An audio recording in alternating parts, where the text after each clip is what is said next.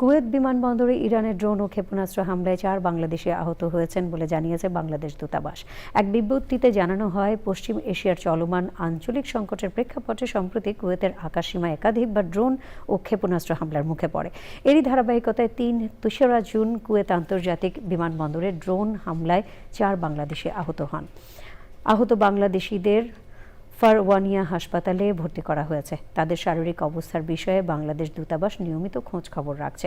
কুয়েতের কেন্দ্রীয় রক্ত ব্যাংকের রক্তের ঘাটতির খবর পাওয়া গেছে।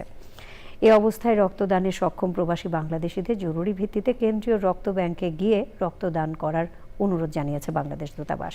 এর আগে ইরানি হামলায় ক্ষতিগ্রস্ত বিমানবন্দর পরিদর্শন করেন কুয়েতের প্রধানমন্ত্রী শেখ আহমদ আবদুল্লাহ আল আহমদ আল সাবাহ। তিনি বিমানবন্দরে গিয়ে হামলার ক্ষয়ক্ষতি এবং হতাহতদের পরিস্থিতি সম্পর্কে বিস্তারিত অবগত হন। এই ঘটনার পর কঠোর কূটনৈতিক পদক্ষেপ নিয়েছে কুয়েত। দেশটির কুয়েতে নিযুক্ত ইরানি দূতাবাসের 2 কর্মকর্তাকে 24 ঘন্টার মধ্যে দেশ ছাড়ার নির্দেশ দিয়েছে।